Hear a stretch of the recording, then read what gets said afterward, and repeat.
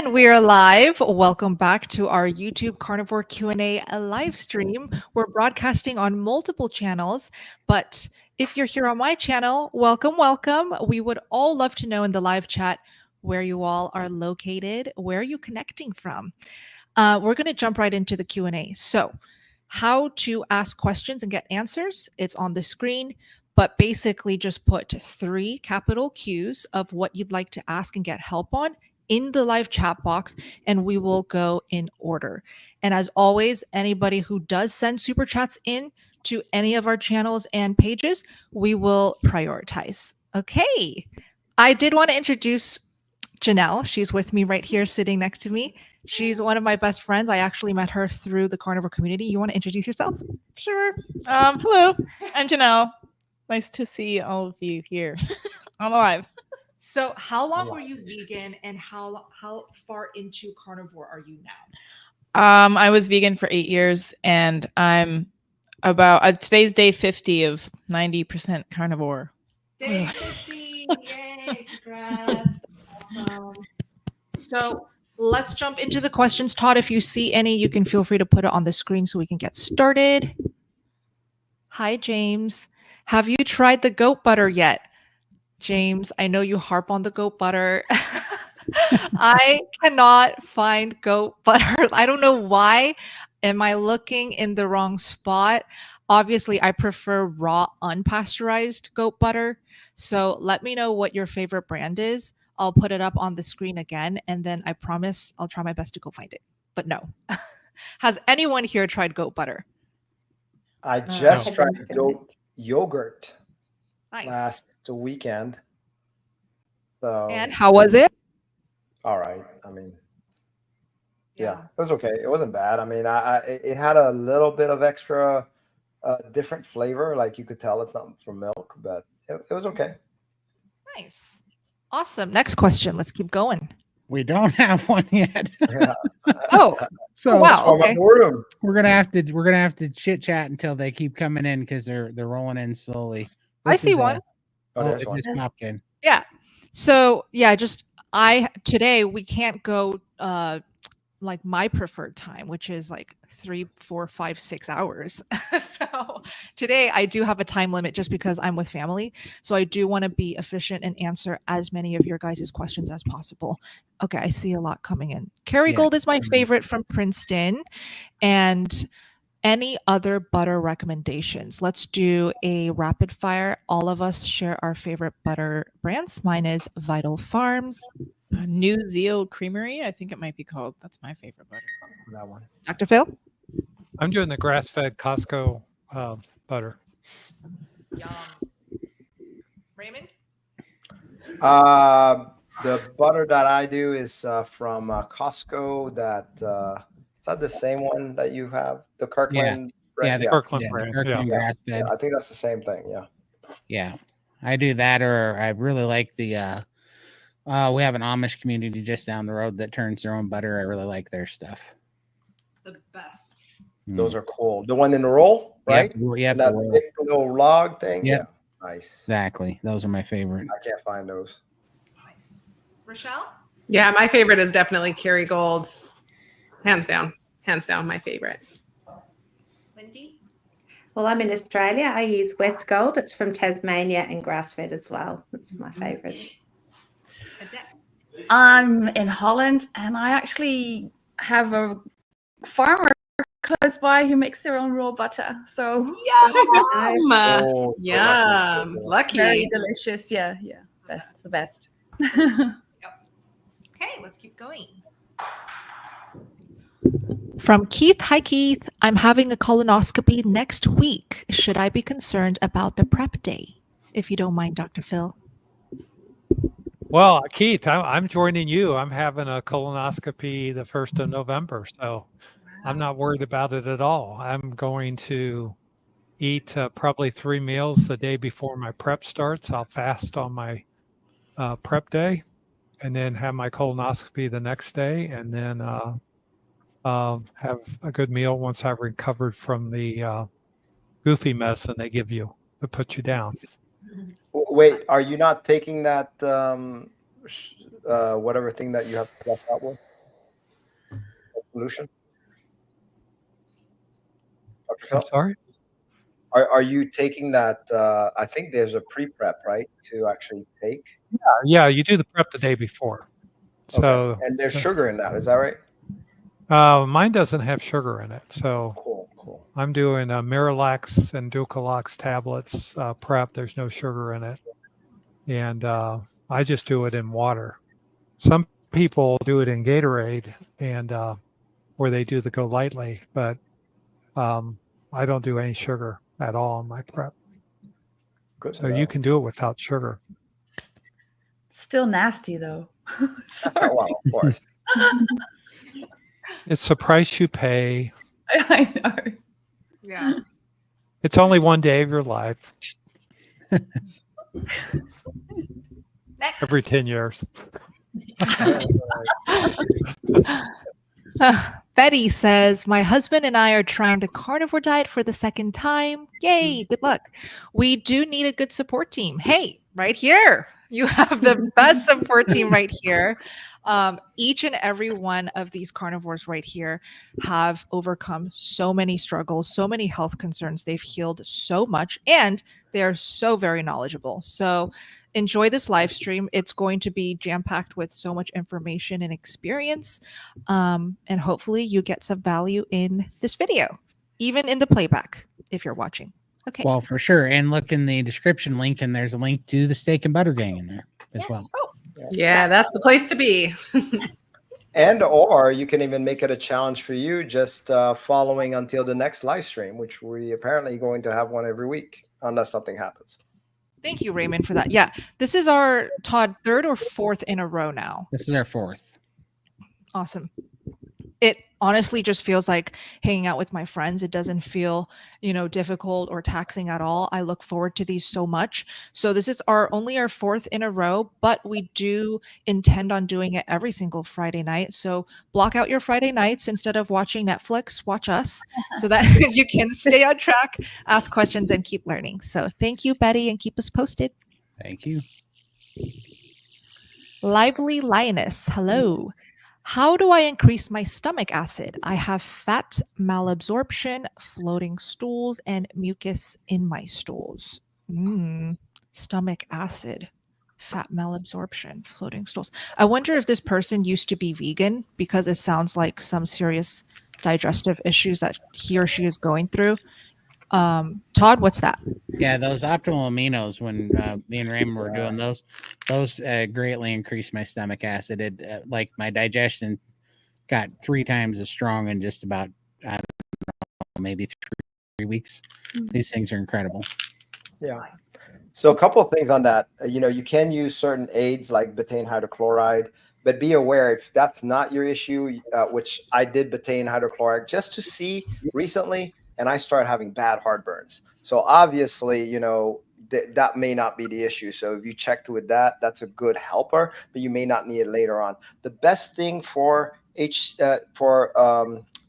stomach acid, in my opinion, is eating a lot of protein. A lot of red meat, actually. A lot of red. Thank you. It's very good for stomach acids. Yeah. But then, you do need to get used to the fat intake. Right. Yeah, and that takes time. I would also encourage you not to drink water or anything 30 minutes before and 30 minutes after your meal, so you're not diluting your stomach acid. You might even need to do 60 minutes before, but I would love to hear what Phil has to say about that too.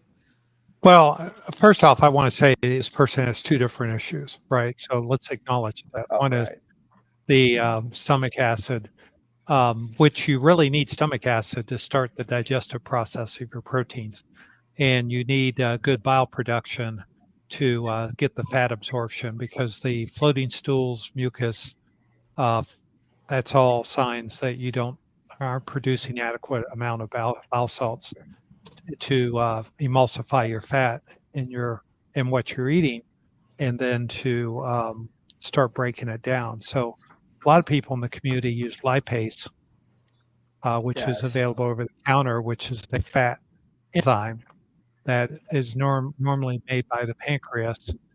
And they start out with leaner cuts of meat initially, and then increase the fat in a measured way to kind of train your body with smaller meals more frequently to let your bile duct dilate, and if you have a gallbladder, to let your gallbladder heal.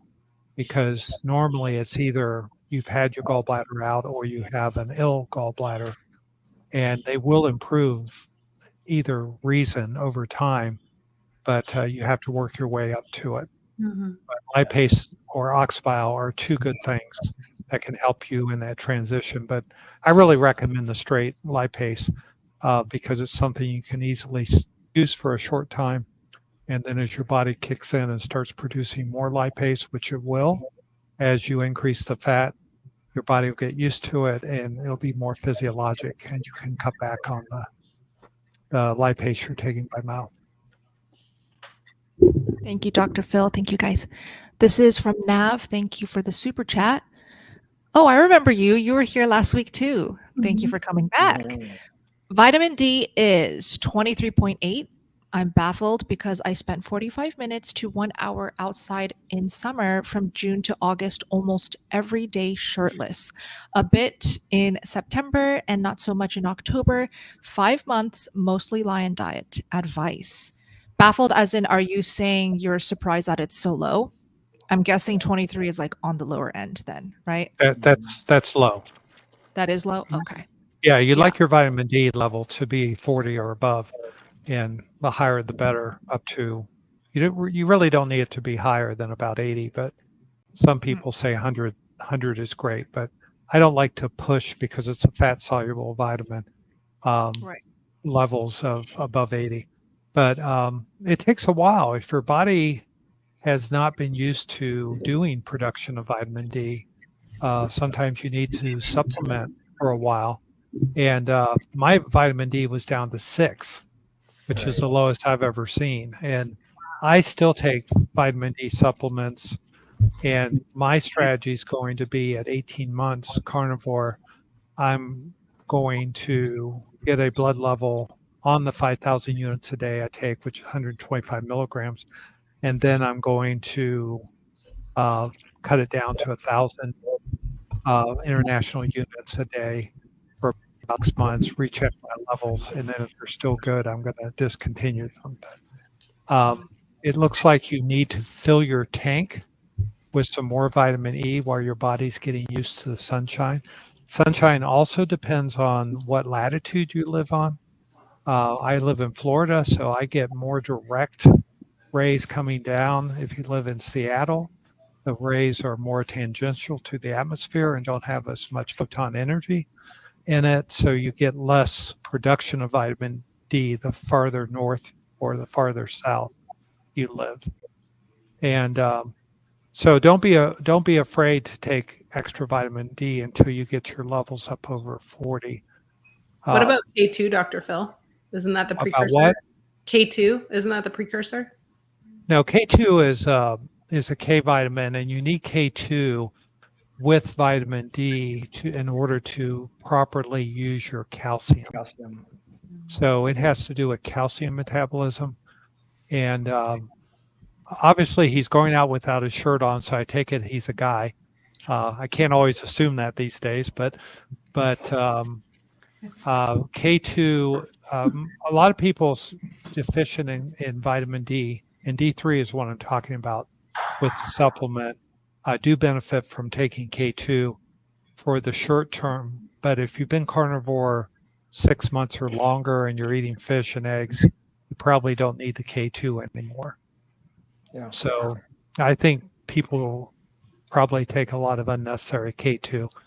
And certainly I'm not a big fan of taking large doses of vitamin A, as you know, Rochelle. Yes, I do. Because people get toxic on vitamin A a lot faster than vitamin D. What about the depth of melanin that one has in their skin? That can also affect their ability to synthesize vitamin D, can't it? Like if they have darker skin? Theoretically, but it's probably so trivial compared to the latitude. I'm sorry, it's not longitude, it's latitude. The latitude question and the time of exposure that you have.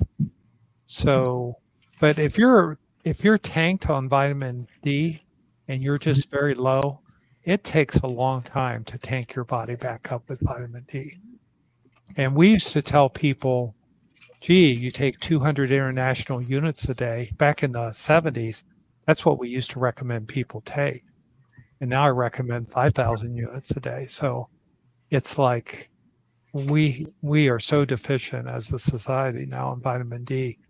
And until you get your body tanked up, it's hard to maintain that homeostasis if you have a big deficit to fill up. Dr. Phil, what is your vitamin D now, or the last time that you checked? It was in the about 72, I believe, was my number. Wow, that's really high. That's Wow, awesome. Yeah. you really got it high. But Yeah. six was terrible. Mine was 12 when I was vegan.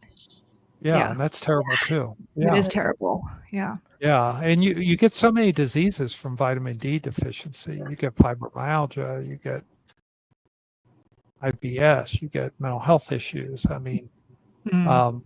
and the thing with the K2, the reason that's an interest is if you're taking calcium supplements and you're deficient in vitamin D and K2, that calcium you're taking is not going to your skeleton. It's actually going to your arteries.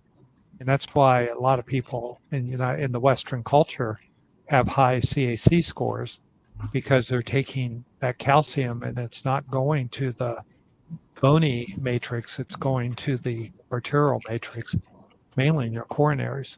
So you really have to get tanked up. So I would still take NAV, I would still take supplements until you get up over the 40 level. Perfect. Keep us posted, Nav. Thank you. Danny. Hi, Danny.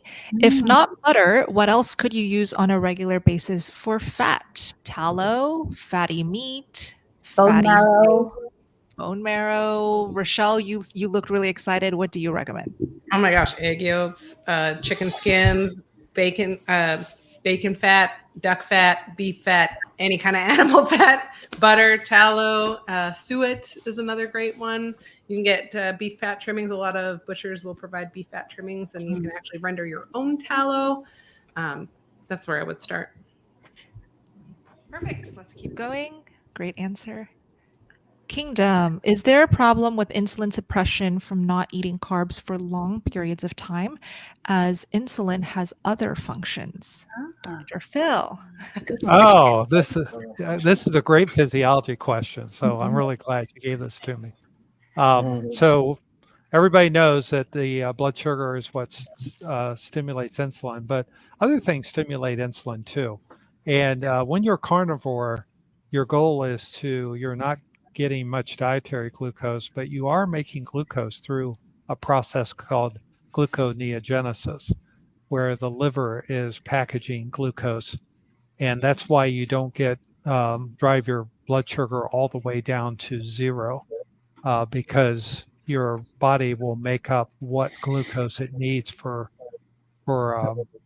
primary function. And also cortisol, exercise, other things increase your insulin levels. So now I have heard a couple of influencers on the internet claim that they add carbs back into their carnivore diet if they're having problems with their insulin, but that doesn't make physiologic sense to me. And I would be looking at what is really going on with them. Do they have a pancreatic deficiency, some type of fatty liver, or other process to explain that? So I'm really not worried by people that are eating carnivore for a long period of time having to worry about driving their insulin to zero.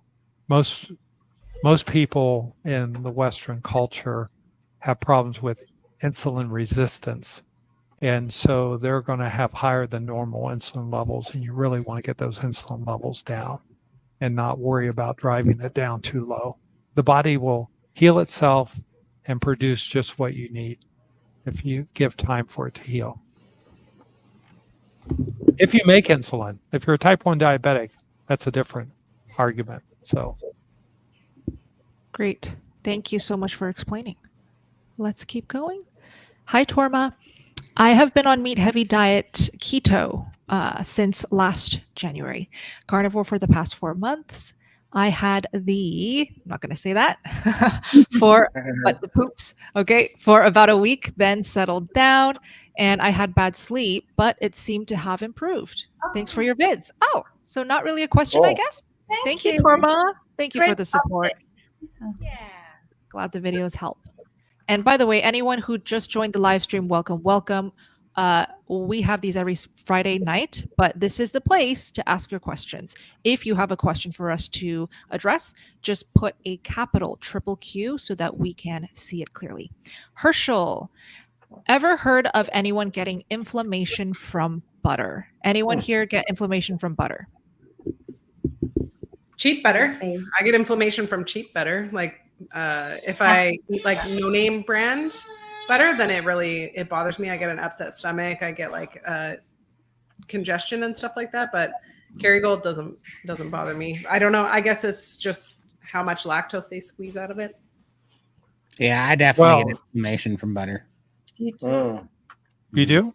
Yeah, for Now sure. I notice a lot of restaurants now are using what they call That's not butter, butter. but it's not That's not butter. butter. It's butter with vegetable oil in it. It's margarine. And Right. no, they're No. actually using Oh no, you're right. margarine. Yeah, They're using a margarine butter mix and calling it butter. Right.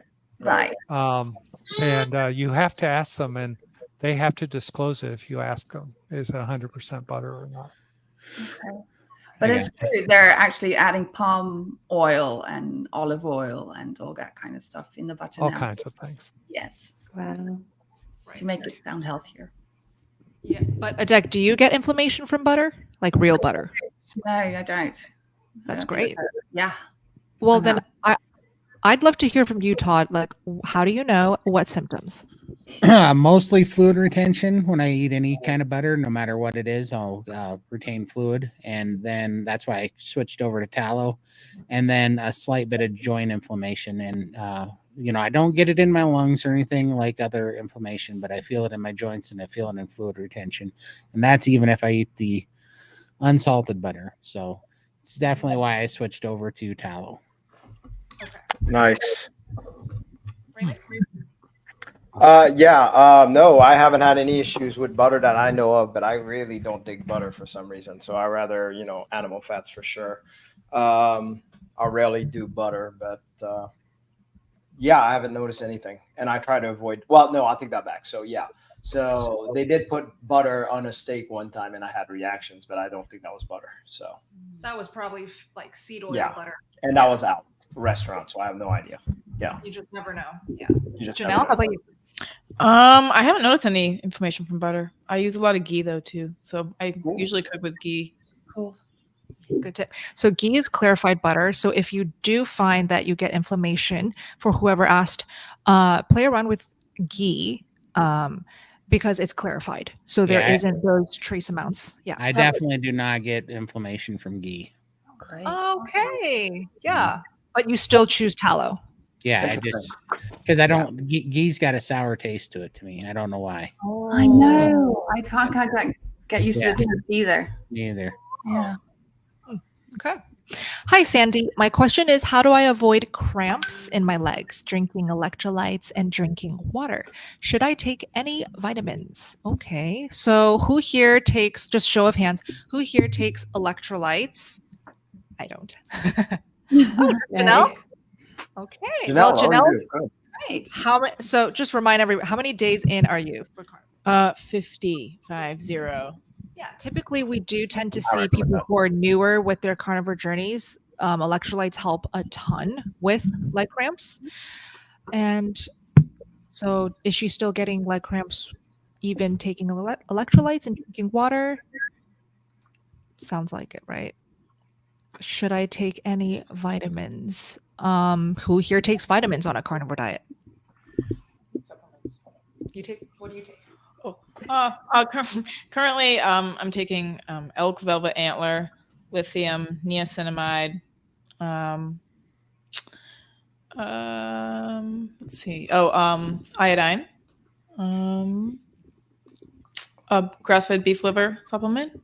And I take bee pollen every day. Yeah, those aren't vitamins, but I totally agree with all Yeah, I those. didn't know. I was like, supplement, vitamin, same thing. Yeah, supplement. Yeah, yeah. What do you think, Raymond, for this question? I mean, I like the idea, especially early on. If you've not taken any, don't take any until at least 90 days. After 90 days, just try it out, because a lot of one of the things Dr. Baker said, you don't know what these vitamins are really doing, whether they're helping or not. So if you go without it for a little while and then add them in back one by one, then you'll know which one's a waste of time, because you should feel it. If it doesn't make that much of a difference for you, why are you doing it? And ever since then, I've kept on that philosophy.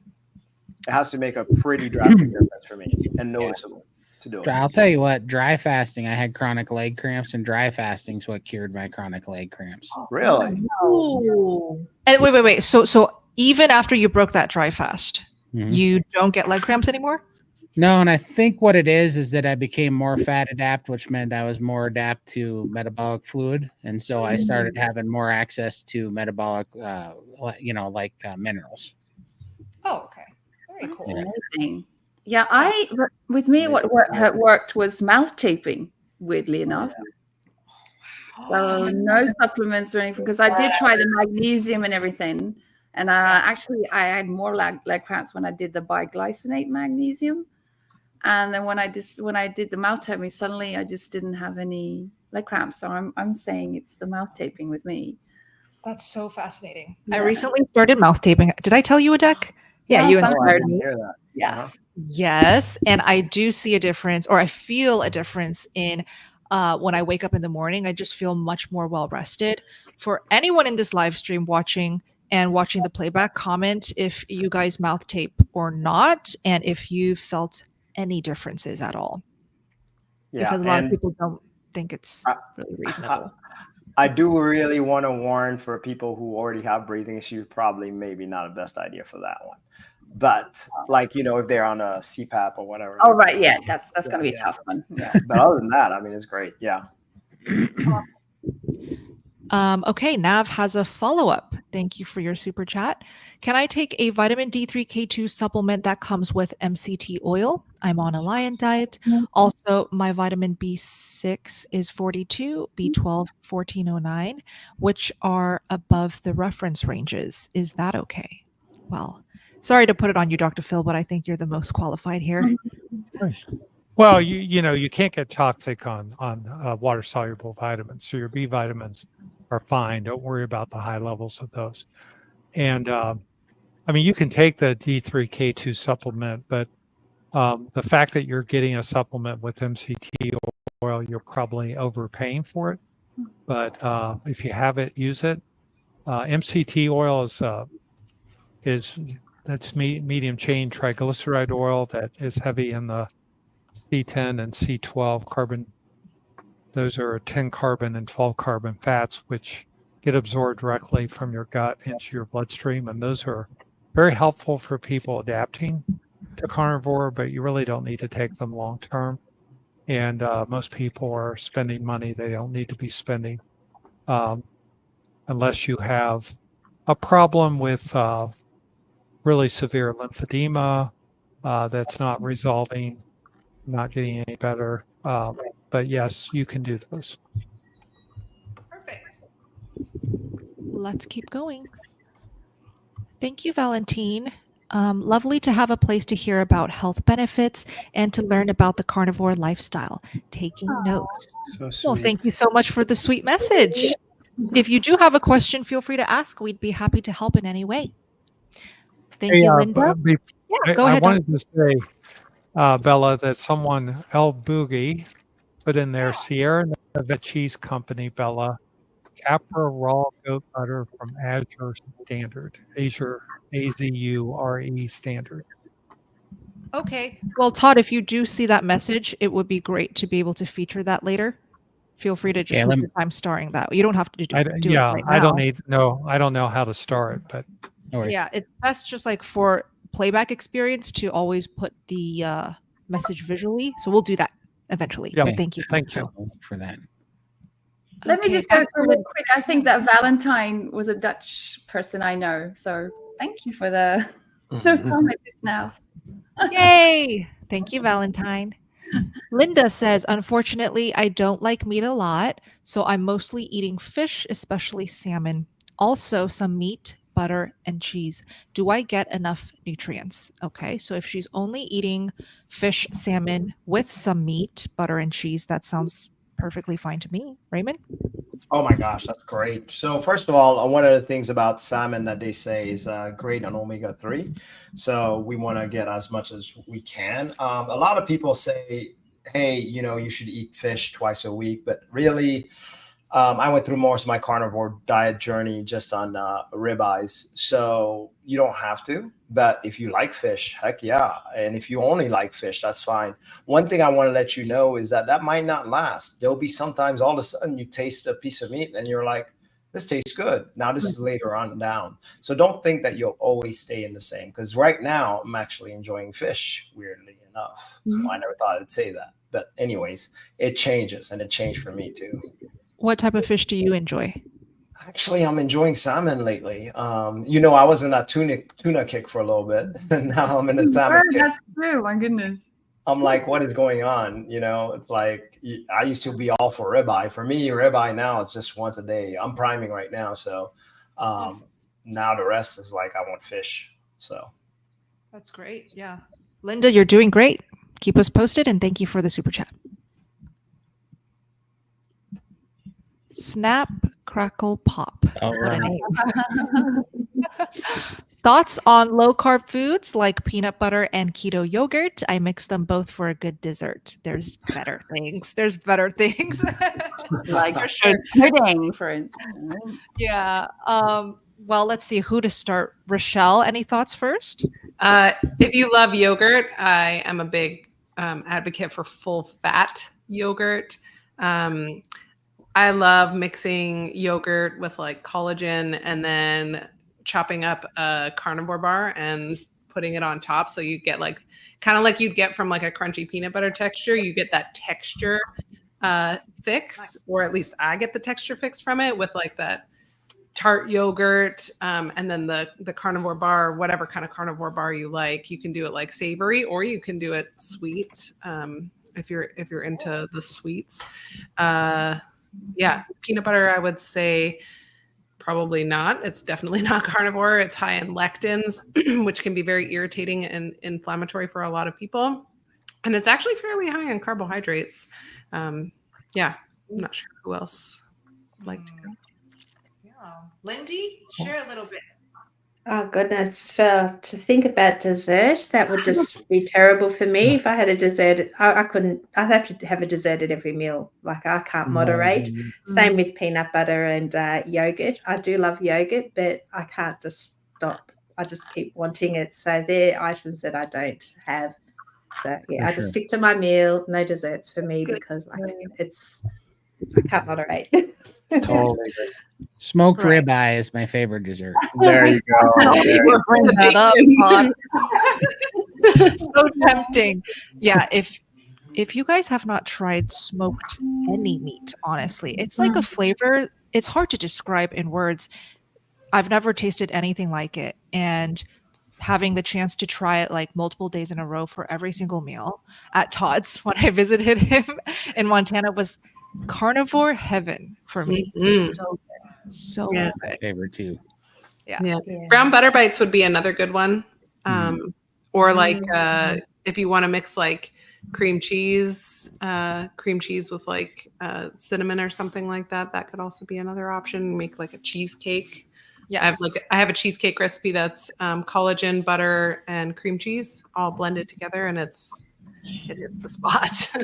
Rochelle has the best recipes. In fact, I was so in a rush to jump into Q&A at the start of this live stream that I forgot that this is Rochelle's very first time hopping on our weekly live streams.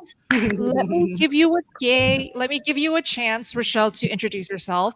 Just share how long you've been carnivore. What are the major benefits that you've felt from going carnivore? Oh, well, thank you. I'm really happy to be here. I've been carnivore for just over 2 years. I started October 2nd, 2022. My husband and I had received the diagnosis that we wouldn't be able to conceive children naturally without going through in vitro, which is like $40,000. And who has that kind of cash? And so we figured we must have missed something. You know, we're both former bodybuilders. We were both recovering our health. And he came across the carnivore diet to help with his chronic elbow pain that he was dealing with. And then I came across, he sent me Ken Berry's story. And then I came across a video he had done with Kelly Hogan about how she had overcome infertility with a carnivore diet. And as soon as I heard that, I was like, I'm all in. Like, whatever I've got to do to have a baby, that's what I want to do. And so October 2nd, 2022, we committed to doing 30 days because that seemed like a logical commitment time. And then after 30 days, I couldn't believe how good I felt. And then 60 and then 90. And then we got pregnant. I miscarried and then got pregnant again with our son who I gave birth to last December. And yeah, I'm loving carnivore. Insomnia is gone. Anxiety is gone. Depression is gone. Tinnitus is gone. Fuzzy teeth is gone. Stomach pains like gas, bloating, distension, all of that is gone. Going back and forth between being chronically constipated and then having chronic diarrhea, that's gone. Yeah, I just overall, I feel amazing. Oh, and once I cut out sweeteners, because I kept them in for the first 6-ish weeks, as soon as I cut those out, all of my debilitating arthritic pain just went away. Wow. Amazing. Yeah. Let's all give a round of applause to Rochelle's victories and healing. I met Rochelle's baby, by the way. My favorite baby in the world. He's so healthy and so vibrant. He's the best. Thank you, Rochelle. Thank you. Cutest, right? Yeah. Code Nomic. Thank you for the super chat. Just diagnosed with, how do you pronounce that? Beta thalassemia minor. Thank you so much. And my blood test is showing ferritin at 400. Should I substitute some red meat with fish or just donate blood? Is 400 supposed to be a high number? It's not that high. And, okay. You know, beta thalassemia is a genetic disorder where you make an abnormal, your hemoglobin molecule is not completely normal. It's a transmitted case. So beta thalassemia minor means you've got the beta thalassemia gene from one parent, but not the other parent. And you really, there's a lot of carnivores that worry about their ferritin, but in this case, you need to keep all the ferritin you can. And I'm not even sure they would want you to donate your blood with beta thalassemia minor. So I would keep taking your red meat and not worry about the ferritin of 400 because you need that extra iron to make the extra hemoglobin your body makes because it's under strain from the beta thalassemia. Interesting. I've never heard of that before. So, and you probably never will again. So, really? Well, we never know. Is this a rare diagnosis? It's fairly rare. I mean, there are some populations it's more common in, but it's basically a subgroup of anemias. But yeah, it's fairly rare compared to other anemias. Okay, cool. Thank you, Dr. Phil. And keep us posted, code. This is Clinton. Thank you so much. I fast 24 hours every day, and then I eat meat and eggs. Any bread recipes that do not get slimy or eggy? Courtney Luna's carnivore bread recipe. I made a video, collabed with her. I tried both of her versions. One with cottage cheese, one with predominantly pork rind chips. Both were fantastic. A great hack for carnivore bread is to air fry. So slice it up, right? Bake it however you like. Slice it up, then toast it in the air fryer, and Tastes so good, crispy, crunchy, delivers that toastiness that you need from a bread. So that one's good. Search Courtney Luna on Instagram. She has all of these great recipes that she teaches you how to do. You don't necessarily have to buy her cookbook, but because I love her, her cookbook is now out on Amazon and you can find it. Yeah, just search Courtney Luna Carnivore Cookbook and order it. Great holiday gift. Thank you, Clinton. Hi, Sherry. It's good to see you again. Thank you so much. I just developed an eczema type rash in my eyes. Could this be oxalate dumping? Also, what are digestive symptoms from oxalate? Thank you so much. Well, do you know much about oxalate dumping? Because you were ex-vegan too. I don't really know like what it's considered though. Like I don't know what my symptoms would have been in relation to oxalate dumping. Typically it comes out in the skin. Like the skin worsens before it gets better. People have reported that oxalates come out of their skin pores. Mine came out of my eyes. So eczema type rash in the eyes, like mine came out as crystals, like actual eye gunk. And every single morning when I was oxalate dumping, I started getting this like really ooey gooey sticky eye gunk and I couldn't even open my eyes. I had to like clean wash first thing in the morning. It was so bad. What are digestive symptoms from oxalates, Todd? For me, digestive symptoms, oxalates was indigestion, like heartburn. I'd get that. I would get a little bit of bloating and diarrhea. That's usually what I would get. Yeah. Isn't your foaming in the urine or crystals in urine and yeah, that too. And symptom as well? Yeah. That's a popular one. Yeah. Joint pains, even. Right. That's also possible. That's not digestive, I know. Sorry.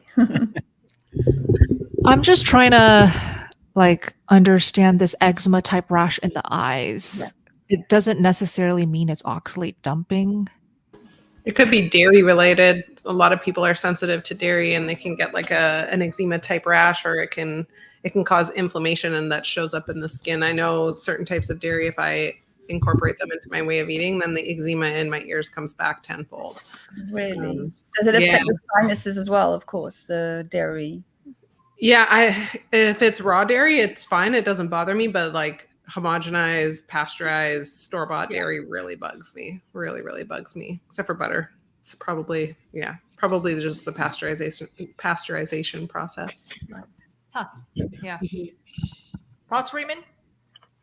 On the oxalates, I mean, the only thing that I know to lessen it a little bit would be, just a lemon and water. But I'm not even a fan of that. It just depends on how bad yours is. Have you guys ever used a calendula cream? That's worked for me pretty well for those rashes. Oh, cool. So, really? Yeah. Yeah, you've had severe on your stomach, though, really? Yeah, Did it help? All over. Yeah, that was the only thing that did something. At least the itch. It stopped the itch, which was the biggest thing, right? Even though the itch felt like it came from inside, for some reason that soothed it for me. Yeah. Gotcha. Yeah. Raymond has some really great little homeopathic hacks and treatments. I remember when I went to Austin, Texas for Hack Your Health, we were getting bit left and right because there were so many mosquitoes and bugs there. And I forgot to bring my, what do you call it? The squeezy thing tool, where once you get bit, you squeeze that venom. Yeah, and the suction tool. Yeah, the suction tool. The bug bite. I think it's literally called that bug bite tool or something. Didn't bring that. And Raymond, you had like a really cool homeopathic Apis spray. mellifica.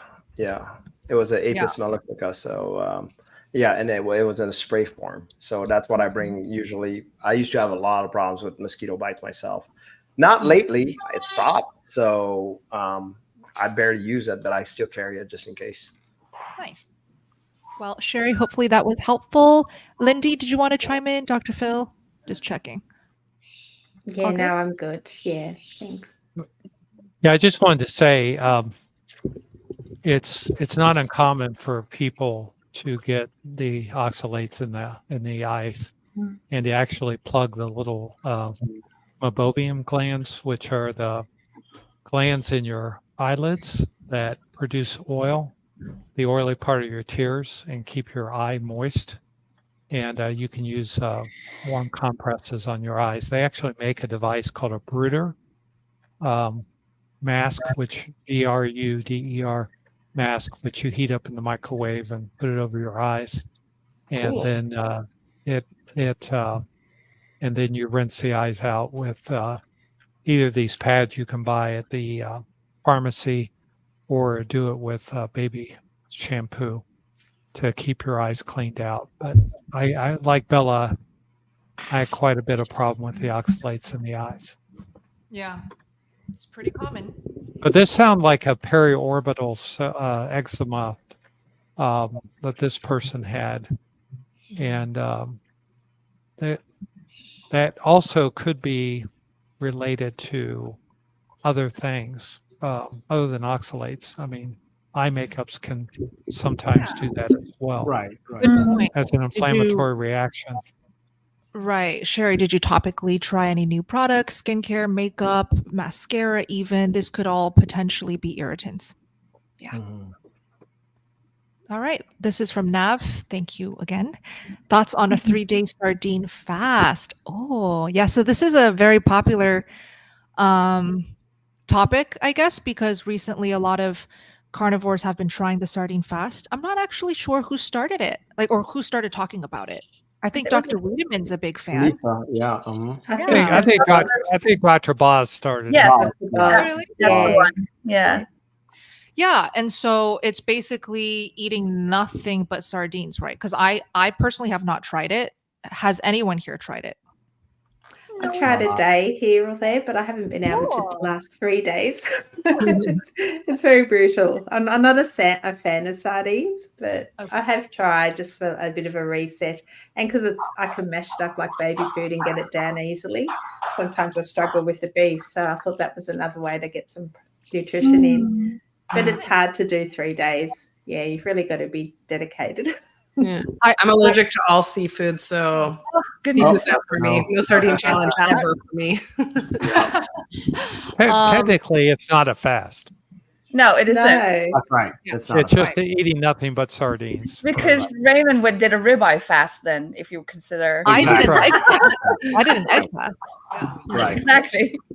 Right. Well, when I try, I actually call it a sardine prime, because you can eat as many sardines as you like through the day. So you're doing a prime in a way. They should change with that. Sardines. Yeah. They should. Yeah. I think sardines is a good food to break a fast with. Mhm. Actually, you're right. So I kind of like them, and I take them on the plane with me Mhm. sometimes, and it's really annoying to the fellow passengers. Right. You smell it through. Sardines on a It plane. smells so strong. Yeah, Very I've been feeding my golden retriever Simba sardines every single day, because I know with golden retrievers they tend to have joint issues or hip what do you call it? Hip dysplasia. dysplasia. Yes, thank you, Todd. Hip dysplasia. And because he's so active, the more active your dog is, the more prone they are to that when they get older. So been feeding him that. And even when I deal with the sardines and I put it in his pet bowl, if it gets on my fingers, I want to throw up. Oh, I guess you're not going to be eating that. Imagine having to sit next to Dr. Phil. How's on it a working plane. for him? How's it working for Simba? Oh, he is so healthy. So healthy. So you And can tell by the coat and all coat, that? yeah, All that that would different? He's a beautiful boy. Wow. When I take him out to run, he can run for hours. If I never stop, he will never stop. He's a machine right now. So I'm very proud. But it works for dogs. It also works for humans. But Maybe, I just have a problem with the smell. Yeah. Mm. Lindy, though, I am curious. Sorry, just one more question for Lindy. When you did your 1-day sardine fast, what was the purpose and did it get achieved? Yeah, just because I wasn't able to eat any steak. Occasionally I have a problem with getting meat down because of my lap band. And so just to get some nourishment in, because I stall, because I crash my metabolism because I'm always under eating. So I thought sardines was a really good way to get some nourishment in.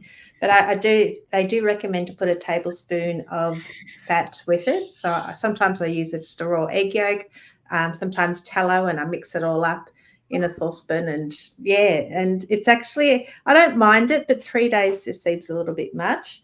But I do want to actually try a 3-day fast and just to reset things and when I'm in a stall and see if that helps. But I hear a lot water of people fast? with the weight loss. No, I can't water fast. I can't prime enough to do a white. Otherwise, I'm white knuckling. So Egg but a fast lot is of another people one.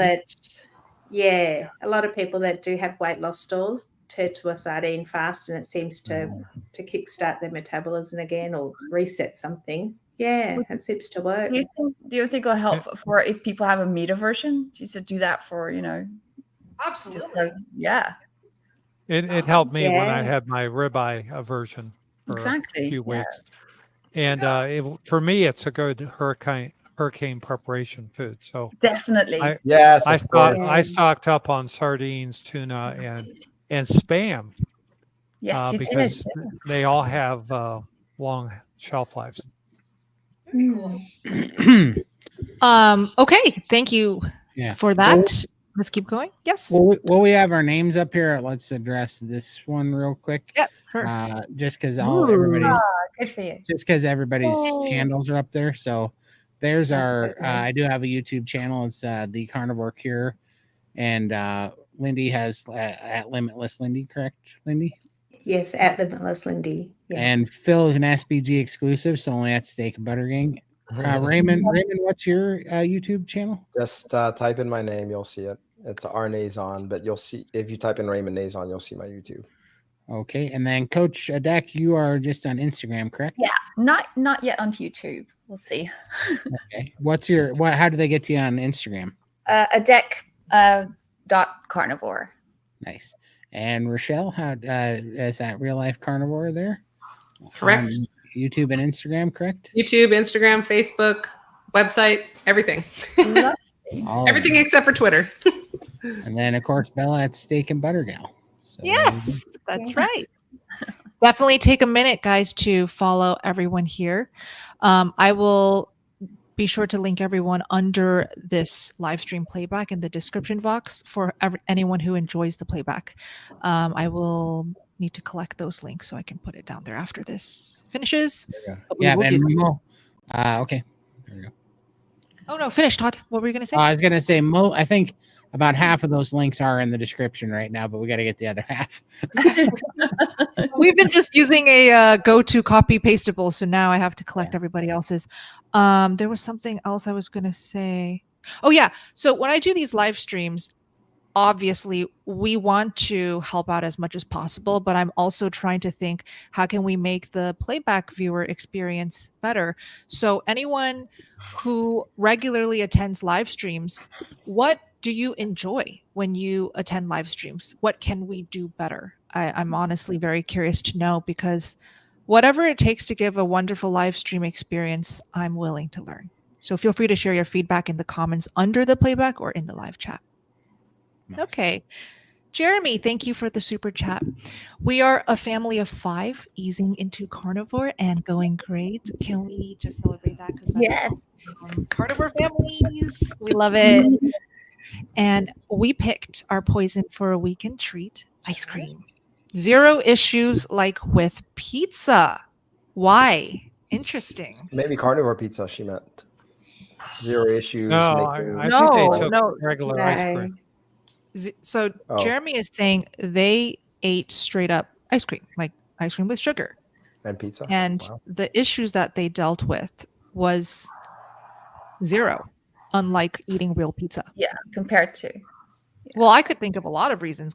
I mean, pizza's it's more carnivore. Oh, I see. No, I have a lot of issues. Like gluten, seed oils, yourself, vegetables, you know. And ice cream is dairy. Whereas ice cream is honestly basically a carnivore food minus the sugar.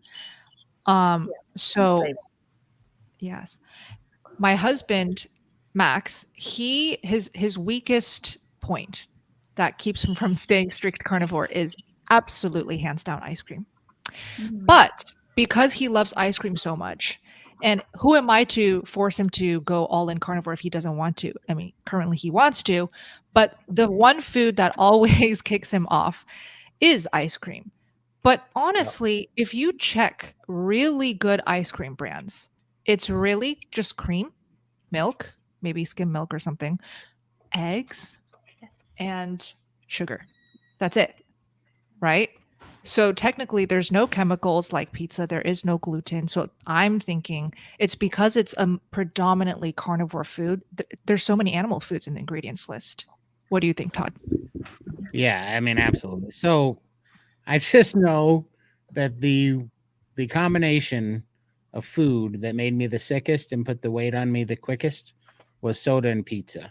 There's something about pizza, between all the seed oils, all the sodium, all the bad fats, all the gluten, the immense amount of calories, and it seemed to really strike all the hyperpalatable dopamine triggering chemicals in that food. It is an absolute, dumpster fire of just toxic crap. I don't know what is in pizza, but when I would have that on the standard American diet, I would have lung problems, breathing problems, gain weight, inflammation, fluid retention, heart palpitations. I mean, it was terrible. That I've always said, and my brother said it too, like the fastest way to kill yourself, I think, is with pizza and soda. Oh, I'm pretty certain. Can I say something on this? Yes. According to Bill Clinton, he actually stated that pizza could be part of the food pyramid in a speech in 1997. Oh he my mentioned the gosh. slice of pizza was perfectly If he says balanced. it's good, it's probably Well, like a death sentence. but I'm just making a point that the food pyramid is so bad that they would consider pizza because it's got all of the elements in the right proportion, like the food pyramid would tell us.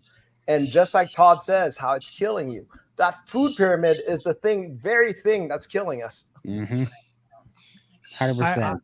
I never had an off switch with pizza. Oh, me too. I could. Oh my God. If I started eating pizza, Good point. I'd eat it as long until it was gone. There was no off switch.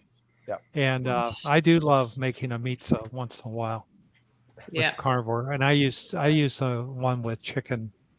I actually use a can of chicken breast and an egg, and to make my crust, pre-bake it, flip it over, then I put pepperoni, Italian sausage, and mozzarella cheese on it. What's the sauce base? What do you use? I put no sauce. No sauce. Just Okay. pepperoni, Italian sausage, spicy, and I may hit it with a little oregano because I do like a little oregano, but not all the time. But I put a layer of cheese down first, then put the meat down, and then put another layer of cheese over. I grind up pork tenderloin because I don't do chicken, and then I make a pork tenderloin crust with mozzarella, eggs, and Parmesan, and then I use buffalo sauce, and then I put bacon on it, and I make a buffalo wing pizza. It's pretty good. Sounds great. So good. Yum. A creamy Alfredo would sound good on that, wouldn't it, Rochelle? I made that. I I made that before. Yeah. Oh, you with the did? carnivore Oh, my pizza. Yeah, I God. made like a cream sauce for the top of one of the pizzas, and it was honestly, it was a bit too much for me. Really? Okay. Too salty? Yeah. Lots of cream, But Bella, don't you make ice cream your own for yourself? I was gonna say, you make that's a your own great ice recipe for ice cream. Yeah. You don't even need an ice cream maker. And I would say one of my favorite pizzas is for carnivore pizza is the chicken bacon ranch. So I like to make my own homemade ranch, and then do like a spicy chicken like Todd does with the hot sauce, and then bacon, of course, and whatever kind of cheese I have on hand. Sometimes it's goat cheese, sometimes it's Gruyere, like whatever cheese I'm into at the moment. And then that's on a meat crust made out of either ground meat, ground turkey, or ground chicken with eggs and pork panko crumbs. And then you just blitz it all together and spread it out on your pan. You pre-bake that, and then you put all your toppings on it. And yeah, chicken bacon ranch is pretty delightful. For sure. Amazing. God, I'm such a boring carnivore. That's okay. I feel like the freak in the room. Yeah. I haven't had Good for you. Boring is great. Yeah. Okay. Hi, Kristen. Thank you for the super chat. Let's keep going. Fitness trainer and CNC for 30 years. What does CNC stand for? I know. What is that? Certified nutritional coach. Oh. Wow. Thank Yeah, you. Very cool. 30 years. Yes. Okay. Nice. Never before got such positive results from my clients and myself since being my carnivore. God. Thank you. Yay. We're Wow, so happy for for you. nutritionists and Yes, I'm a fitness so trainer, that says glad. a lot. Oh my gosh. Amazing. That's Wow. incredible. Well, Thank you for that. you have a lot of power to spread the word because you are a CNC and a fitness trainer. So people, I'm sure your clients who come to you for help, I'm sure you're already talking about carnivore diet and how effective it is. So thank you for sharing this, Kristen. It's very inspiring. That's awesome. Jane, Oh. weaker nails on carnivore. Any ideas, Rochelle? Oh, yeah, I would say sometimes it's from eating insufficient amount of protein. It could be like just a micronutrient imbalance. I found for me, especially postpartum, because when I was pregnant, my nails were the strongest ever. I'd never been able to grow my nails before. And then all of a sudden I got pregnant and my nails grew beautifully. And then postpartum, they just kind of went back to being flaky and peely and weak. But I've had some helpful tips, and I was encouraged to try like organ meats or even an organ supplement on occasion, like kind of cycling on and off, making sure I'm eating enough protein, not under eating protein. But Phil, do you have anything you would suggest about weak nails? Well, I don't. The only thing I'd be concerned about is where they live, how much time they spend with their hands in water, and their age, because we do get some natural drying of the nails with age, and your nails get a little more brittle, and you may need to moisturize with. You can use tallow for that to put on your nails, but I agree with Rochelle. 90% of this is nutrition, and you just got to tank yourself. And I love your suggestions, Rochelle. Organ meat is a great idea. Thank you. Yeah. And perhaps collagen as well. I mean, just get it from the meats. Not, I mean, there's of course the supplements, but go for like bone marrow and all the cartilages in the in between the red muscle meat as well. That's good for bones, skin, hair. Yeah.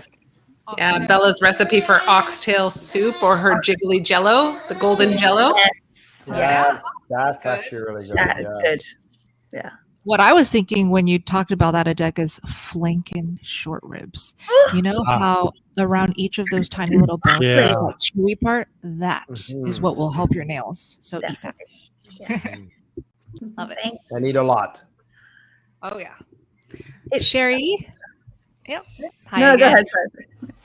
Is lamb the easiest protein to digest? If not, which meat would you consider the least histamine? Thank you so much. Rochelle, what are your thoughts? Ooh, I love lamb, and for some people, lamb is an easier protein for them to digest. Some people are sensitive to beef. Some people just do better on those very small ruminant animals. If not, which meat would you consider the least histamine? Unaged meat. So lambs are much smaller. They don't have to hang for as long to have the blood let from them. So that might be more helpful for someone who's having histamine issues. You may also want to consider like a DAO, diamine oxidase enzyme. That can be really helpful for managing histamine. Some people have to go into using Claritin and like Pepsid AC, which block the H1 and H2 histamine receptors. But yeah, if you're looking for low histamine meats, trying to get it unaged as best as possible, and then cooking the meat from frozen, so that way it's not having time to develop histamine, and only cooking enough that you'll eat it, and that way you don't have to store it in the fridge, or you can just freeze it again. And animal fats, very, very, very, very, very minuscule amounts of histamine, if any at all, in animal fats. So Rochelle, I'd like you to clarify, how do you know a meat is unaged when you buy it? You have to request it. And like if you know your butcher, or if you're ordering from say like Billy Doe Meats or White Oak Pastures or one of those local regenerative farms, you can actually request and just say, hey, I have histamine issues. Like, can I have this unaged? Because most meat is dry aged, like I think like 7 to 21 days, and it gives it like a specific flavor. But you can specifically ask. Also, avoiding ground meats. Ground lamb is great, but it will contain more histamine because it's had more time to have oxygen get access to it. Love it. Great tips. Thank you so much for that. That was a complete answer. But one thing for you, Sherry, play around with how you cook the meat too. So it doesn't necessarily have to be lamb over beef or which red meat is the best. Just play around with how you cook it. You may even feel and see a difference in digestion. So for example, let's take ribeye. If you're going to cook that in an Instant Pot where you cook the hell out of it and you're high pressure cook for 50 minutes, you try eating that and then try eating it raw. You're going to feel a difference in digestion. Yes. You do not have to eat it raw. I'm just like trying to make a good contrast, or a quick flash sear. It's going to be a lot easier to digest. So awesome. I put Billy Doe meats linked in the live chat. It is a fantastic source for non-aged meat. Rochelle did mention that. Let's keep going. Hi, Cotton Candy Kayak. My carnivore birthday was August 1st of this year. Happy carniversary. That's awesome. Happy carniversary. Yay. I have never felt better. SBG. I can't do the sticks of butter yet, but butter on my ribeyes. Yum. That's awesome. That's totally fine, by the way. There's a lot of fat there in the ribeye too. So yeah. Exactly. Yeah. You're still very, very high fat, and that's incredible for you. But congratulations, and thank you so much for the support. Thanks so much. Thank you. Yes. Hi, Alexis. I'm based in Colorado. There is a lot of cannabis and mushroom use here. Thoughts on partaking while on carnivore? Plants are trying to kill you. Yes. Or drug you heavily. Oh, drug you heavily? Did you say? Yeah. So Adek lives in the Netherlands. Yes. And I think, do Dutch people use these two products a lot? Regularly, yeah. It's regularly, right? Recreational, yeah. It's just been here, it's one of just the normal things that we grow up with. Definitely. Yeah. Nice. I don't use that, but I know we use it for medicinal uses. Yeah. So yeah, that's why I see plants. I don't like plants either, Todd, but I do see that people do benefit on the medicinal side of it. Even cannabis and mushrooms. Yes. Ooh, awesome. Yeah. Anybody else want to chime in on this one? I mean, okay, I'm going to say this. Okay. So, again, try carnivore for 3 months before trying anything else. Okay. Now, obviously, cannabis and mushrooms, I mean, unless you're going to be a daily user of either, and which is, probably not advised anyways. But if you're using recreationally once a month, once every other weekend or something like that, I mean, just think of it like it's for fun, right? So, and the amount is so little, I don't know if it's really going to matter. But if you start noticing an addictive pattern with it, then I definitely think that's an issue, because plants are not just trying to kill us, they're also trying to addict us too. So. One, and the munchies can't be good for cravings, right? Oh, well, yeah, I didn't even think about that. That's right. The munchies, right. Yeah, what happens when you're under the influence? Will you stay carnivore? Well, you remember. Great point. Well, will you remember? Right. I think the question too is, like she said, she's based in Colorado, and there's a lot of cannabis and mushroom use there. Not that she's using it per se, but I think the better question would be, why do you want to consider using it, and what benefits do you think you might get from using those versus just trying carnivore? There's a lot of benefits to just being carnivore, and you could see how that helps. Do like what Ken Berry says, do 3 to 6 months, and then see how your body feels. And if you need to add those things in later, then you can revisit that. But for now, I would say, what adjustments can you make in your way of eating and your lifestyle that might benefit you long term, that you don't even need to add those things in? Because I do think that the long-term side effects of these things have not been studied in depth enough in order for us to actually know how they're going to affect us long term. Like, I've heard recently, and I don't remember the study, but I've heard recently that men who participate in the use of cannabis, certain types, it actually lowers their testosterone. Why would you want to lower your testosterone? Yeah. Just asking the question. But these are all things that we have to think about. And I know I don't want to assume, but judging by your picture, you look like a lady. And I would not worry about your testosterone at that point. But I think there's just a lot of interruptions that can happen internally from taking these substances that maybe haven't been proven or studied or witnessed yet, like the long-term side effects. It's just my 2 cents on that. I love Rochelle's point of view. Look, it messes with your hormones down the line, right? I mean, testosterone might be one known one. We don't know what other hormones it's affecting. So are we willing to take that risk? Is the question. Yeah. Thank you, Rochelle. Thank you guys for chiming in on this one. I think we've got 2 ladies who do need to go. So I wanted to formally say goodbye and thank you. Rochelle, thank you so much for joining us today. We love you. Thank you. Anyone watching, follow her and subscribe. I'll make sure to link it in the description. And Janelle, you too? I do have to part. You double part. Start sharing her journey and her progress. So I will also link Janelle down below after this live. Yay! Thank you all. I'm glad Love you you were getting guys. this- Have a great weekend. Thanks everyone for coming. Bye, Janelle. Bye, Rochelle. I'm gonna go send Janelle out and say goodbye. I'll be right back. Yeah. You guys Yeah, keep no worries. enjoying. I'll be right back. Keep All it right. It's going. gonna be a madhouse when you're gone.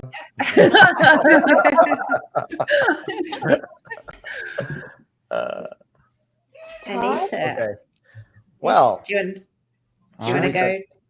Oh, there we go. On Carnivore Week 5, how do I stop cortisol spikes in the middle of the night? ooh, that's a good one. Yes. Go ahead, Raymond? Rebecca. I know what you're Or, thinking. okay, there you go. Oh, well, one of the tips that, and I've actually had a client who uses it all the time, is butter in during the night. So if you wake up, have a spoon ready on your bedside table and take a bite of that, or just eat that spoon, and it does help. She falls asleep and her insulin spike goes down for sure, and she doesn't even have to go to the bathroom or anything as well. So that's fine. I don't know if there are any other tips. I think Dr. Bright has a container of butter cubes by her bed. Oh, for that really? purpose. So Yeah. smart. Gosh, Yeah. okay. Yeah, and she's big about cortisol control, and she uses Yeah. butter as controlling for cortisol. So it's a great idea. I just stopped fighting it. Every morning at 3:30, it was happening no matter what, and it would wake me up. So now I wake up at 3:30 and I just go work out. Wow. Oh, Yeah, sure. so You can I do that, just I guess. I just wake up at 3:30 now. Embrace So it. yeah, because I just go to bed earlier, and I just get up at 3:30 because no matter what, it seems to be I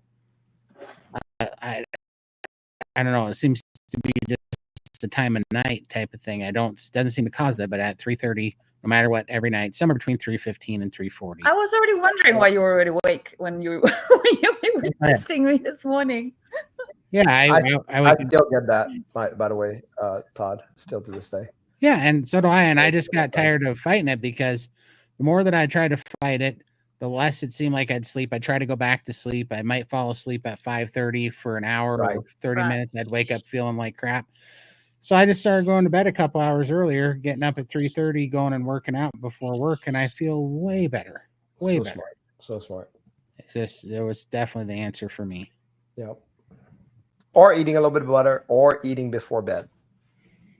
I tried That's all some those people don't things. do that. and It Well, just that's didn't You know, work. yeah, that one's dangerous. Right.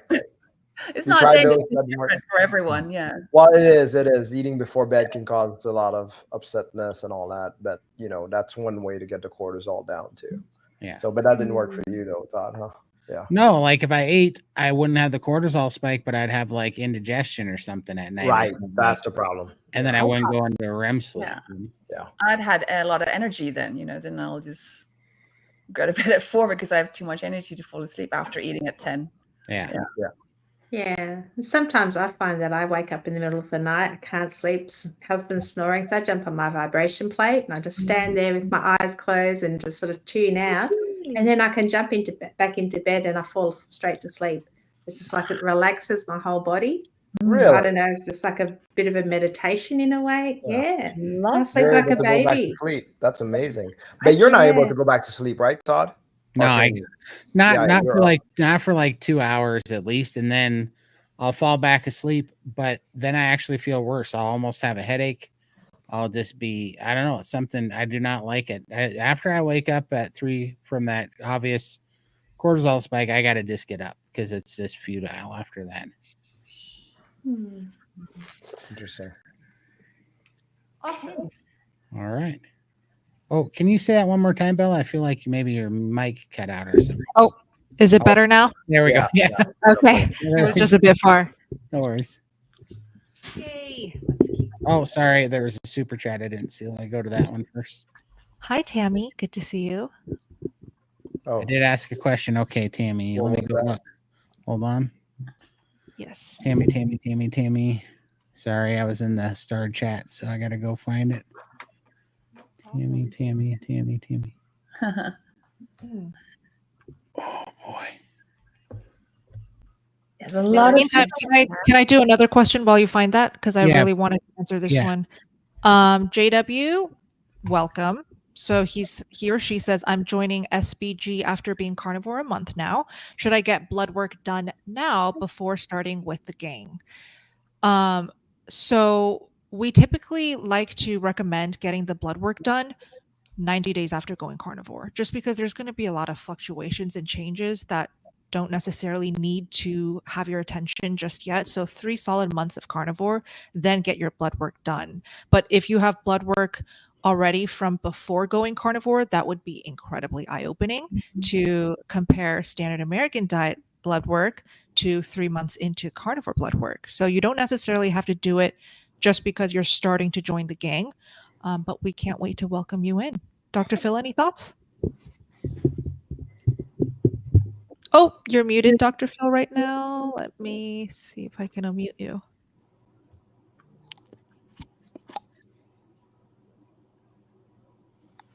You're still muted. Okay. No, I'm not. The one thing we do recommend everyone in SVG is you start taking photos of yourself every couple of weeks for your own use to establish a baseline. And honestly, your photos will establish a better baseline than your blood work will, because you can go back to that and see the healing in your face and your body. And Right. so that's something that doesn't cost you anything. Just do it on your phone. Yeah. I love it in the gang when they just, share their hair, the difference in their hair and the teeth and any kind of, difference. Just show us. It's just, you'll be amazed with yourself, if you take those pictures. So yeah, go for it. I love that you guys are talking about progress pictures.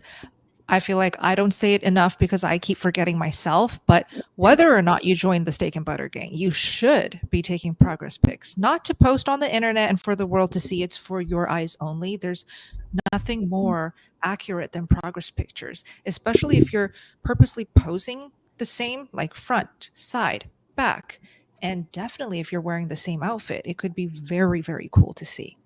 So yeah. Yay. Okay, let's keep going. There we go. Found it. You found it? Thank Cool. you, Todd. So Tammy says, I've started adding more fat, butter, and tallow. 2 years, 95% carnivore, 64 female, SW. What does SW stand for? Southwest. Okay. Right. In medical terms, we would call that a single white female. White But I female, don't, but there's no I don't F. know what she means. But Right. Is it before it's 230 and now 150? Okay, well, anyways. CW. What's CW? Yeah. SW, over 230 pounds. Current CW, weight. Current weight. Oh. Current weight. Oh, starting weight. Right. Starting weight. Okay. Starting weight. Current weight. Got Current it. weight. We've learned. Wow, I've never seen that Thank you, before. Lindy. Okay, we learned something new. Thank you, Lindy. Right. Okay, starting weight over 230 pounds, current weight 150 pounds. That is incredible. Wow, Can we that's applaud that firstly? So that's 80 pounds lost. Fantastic. I stalled a lot though. Thoughts on adding extra fat while eating at least a pound and more of protein? Yeah, Adek, you were quite visually nodding. What do you think? Is she asking this to break the stall, or I'm assuming so. Yeah. I know about Lindy that to actually go break the stall is to prime again, right? Yeah, I had to prime and decrease the fat because I was restricting fat quite a bit, and then I lost a lot of hair and had quite a few complications with that. So adding the fat, and the scales kept dropping for me once I broke that stall. having the increased fat, I was still losing weight. So yeah, don't believe the fat makes you fat. It doesn't, or didn't for me. Yeah. Awesome. Yeah, for sure. Todd, any thoughts on this? Adding more fat for breaking the stalls? Yeah, I mean that did. I've never, just eating more in general for breaking the stalls definitely helped. But I did go through a period which was kind of crazy. I was talking to another carnivore that is pretty meticulous at tracking, and he did make a good point that he believes that when carnivores start to heal, they become, their metabolic process for gluconeogenesis becomes more efficient, and then all of a sudden they can kind of get in a stall because they kind of spike their insulin quicker. And so I did have that happen to me, and I had to up my fat to 2-to-1, and that definitely turned some things around. I'm trying to think how it did with my stall. I think it was just the fact that I added that, and plus I was eating more. But for me, it's always been priming that's really pulled me out of a stall. I mean, I just did it just 5 weeks ago. I had to reprime, and right now I'm dropping weight again because I stalled and did a 5-week reprime, and I gained, for everybody that's worried about the weight gain, I gained 40 pounds in 5 weeks and I started from a huge, point of 700 plus pounds. I gained 40 pounds in 5 weeks, and 34 of it's already off, like in 1 week, of fasting. So it's not real. It's just fluid and nonsense, So. And I'm going to say it again. I don't see a stall as something negative. It's just your body taking a break, and using priming and eating more is to gather more nutrients so that it can be strong enough to go, further to go back on the fat loss process. Yeah. Exactly. Yeah. So Tammy, let me put up her follow-up comment here. She says, after listening to Raymond and Bella, I do feel better. Just mixed messages with older women. Mixed messages will be common in any community, because again, there's no one size fits all. That's why there's mixed messages. What works for one woman is not necessarily going to work for Adek or Lindy or me. But I think an older woman. Look, I'm fine. Oh, are you? Share how young you are, Adek. I'm going to be 14. I'm 49 now, but I'll be 50 in the end of the year. Yeah, you're pretty much 50. Look at that. That's not an older woman, but okay. Well, everyone's saying, you just start deteriorating, and there's this kind of age. They're like, by 40, right? Yeah, just getting better, aren't you? I hope so. Well, keep us posted, Tammy, and see what works for you. We'd love to know. Okay. All right, so that is for this, and then why am I sweating so much? A follow up to this. Okay. Why am I sweating so much? I just started 2 weeks ago. Congrats. And I'm doing well, I guess, but I'm sweating so much. I'm from Canada. Okay. Welcome to the live stream. Meat sweats. They're pretty common. Maybe he or she doesn't know about the meat sweats, but typically when you're adapting to only eating meat, no more carbs, no more ice cream, and you're eating all these dense, hot cooked meats, your body just goes up in body temperature. So you have more heat energy to expend. And so some people will sweat. Some people will just feel warmer, not have cold hands even. It comes out in different shapes and forms, but I definitely had meat sweats, intense meat sweats. It was just a sign that like, wow, this is incredible protein and fat coming in. Let's use it for energy. Let's like utilize these amazing nutrients. Dr. Phil, I'm sure you can explain it much better. Oh, you're doing great. I like the meat sweat stuff, and it's great. I don't have anything to add. Yeah. Okay, so it's totally normal, Raymond. Yeah, I want to say about meat sweat. So think about your metabolic rate going up.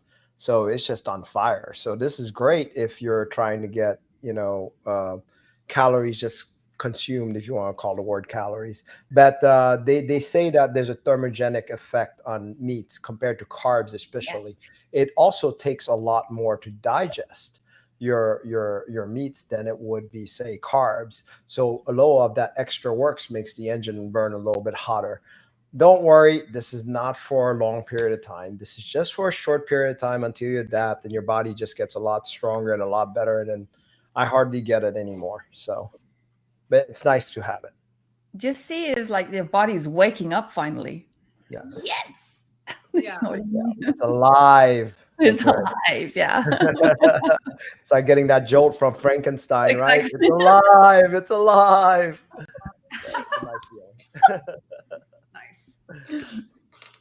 All right, Mac, my friend. Oh. I do not I appreciate it so much. I do not think that there's a comment with this one. They're making us work for it tonight. They're posting comments, and I'm gonna be great at Where's Waldo after this. I can tell you that. I'm gonna find that dude in a second. They want to see you confused, Todd. Exactly. I'm gonna go all the way back. If this person's still here, you're awesome. But no, those were amino acids that I was showing about that enzyme way early on. But that they did really. Raymond, what is that stuff that makes amino acids taste like vomit that also seems to help our digestion? Wow. Is that the, which one's that one? That's the, I think it's the isoleucine, but I'm not really sure. Is it? Yeah, one of the amino acids is what leucine seems to taste like stomach acid. So it tastes like puked in your mouth, but whatever it does, it seems to make your digestion really good. Wait, I'm trying to think. Which one was that one? I don't remember when we had the bottles of powder that you can hardly. Yeah, we were doing the powder, and then the one that was mixed, and it was we hardly did it, and that one had all the amino acids. Remember when you couldn't even swallow it? Yeah, it was rough. You'd be taking it down really as like rough. This tastes like it's coming back up. Yep. It's rough. Nice. All right. Oh wow. Oh, I love this one. Oh, okay. So Louise says, I only started carnivore 3 days ago and feel way better already. What's going on? Well, that's exciting. Yay. What is going on? A lot of things could Take be going it as on. a win. Yes, definitely. It is a win. Absolutely. Yeah. The problem is I think what she's saying is like, can this be real? You know, it's like, can this be so quick? You know, I can say this for sure, that I did a weightlifter's diet for 14 months. Was never more miserable in my life. And I accidentally found carnivore because I ate 4 ribeye steaks in 4 days and felt better than I've ever felt in my life. And I actually had to go research it. So it can get that good. It got so good for me in 4 days that it made me Google it, going, why am I feeling so much better on ribeye and butter, that I'd never heard of the carnivore diet before? And I had to go look. I never heard of keto before. And I had to go look because I'm just saying that was almost a blind trial, because I didn't have any preconceived. It was literally the food that did it. And I had to go look because it got so good. It lifted depression, anxiety, lost like 11 pounds or something in 4 days. And my body felt better. I had energy, it was crazy. Yep. Bella, didn't you say, I remember you said your first bite. I wanted to say that too. Yeah. So that's what I want to hear, how amazing that even first bite was. Well, when you're deprived of animal foods altogether for 6 years straight, when you eat anything that comes from an animal, you feel it immediately. Like the second that it's in your mouth, you feel it. Okay. So I just felt like I went from seeing life in the world from black and white to in color. I just felt like I was finally back to life. I was living as a zombie as a vegan, and then I just came back to life, functioning properly. So I felt it in my mental health. I felt it in my satiation, my mood, my physical wellness. So yeah, a lot of things could be happening, Louise, and we're very, very excited and happy. Adek, you felt that too, right? Oh, first bite of ribeye, it was euphoria. It was just like this huge rush went through my body on the first one. That's a good word to describe it. Yeah. So cool. Todd, shall we go on? Yes. Ooh, okay, wait. Looking at Todd's face, I can tell. Do we have trolls? Well, not a troll, but Ricky's got me here. I like this comment. He said, "Remember farts, y'all? Those were the days." No, carnivore's no fart. Sorry. Yeah, well, That's those right. were the old days, all right. He was reminiscing. Yep, reminiscing. That's awesome. Sorry. That's funny. That's funny. Yeah. Oh, wait, a question for everyone since Rick brought it up. Put it in the live chat if you're in the live stream right now or watching the playback. Comment it. Do you fart right now on a carnivore diet? Like, would you say you fart or maybe noticeably less, 20%, 80%? I'd just love to hear about the changes in gas. It is so rare now that I actually think when it happens, I'm like, oh, I must be oxalate dumping. Yeah, that's right. I go through a dumping period. That's what happens. Right. When I fart. Really? Yeah. Because it's got to be, because for some reason every now and then, first of all, when I farted like as a carnivore, there was no smell, but every now and then there's like some kind of intensity to the smell, and also a period of time where I have it for often. So it's almost like it goes through a period of time where it just unleashes, and then most of the time nothing. Okay, this is also very real. Oh yeah. Okay. You're right, Sherry. You're right. Yeah, Thank you, Sherry. Don't trust a fart. Yep. That is a public service announcement. If I ever heard Yeah. 100%, because life. I didn't trust. I didn't even know about this. Like, don't trust a carnivore fart when I first went carnivore, and I was in class in New York. Okay, and like I just sprint to the bathroom. But yeah, it happened, and I'm sure it has happened to every single carnivore. Yeah, like, at least for once. me, it's actually like a little warmth there. But I'm like, because you think it's a fart, right? You think it's a fart, right? There's but the it's like line, warm, and you're like, too far. oh, is that too far? Sorry, did I cross that line? Raymond, never mind. what if people are eating? Newbies need to know, right? We all understand how that works, Raymond. I'm just saying, because sometimes I didn't realize it until there's something a little too warm, and then that was it right there. So when Todd said that was a bit too far, you didn't have to keep going. Oh, All right, let's wrap that up. Okay, before we get people to throw up. All right. Yeah. Okay. Hi, Torma. Is pork classed as red meat? I mostly eat pork, 12% burger patties, pork belly slices, and sausages. Is that okay if you don't want to buy steaks? I don't think pork is classified as red meat, even though it sometimes looks like it when it's raw. Would you think so, Todd? No, Sam Elliott. Listen to his commercials. The pork, the other white meat. The other one. Really? Yeah, it's definitely not red meat, because I think only ruminant animals are red meat, right? Yeah. So, well, I have eaten warthog in South Africa. It would look really, really red. Really So I'm not sure if that's. Actually, I think it is red meat, because I just looked it up. It says it's classified as red meat. This classification is based on the color of the meat and its myoglobin content. Oh, interesting.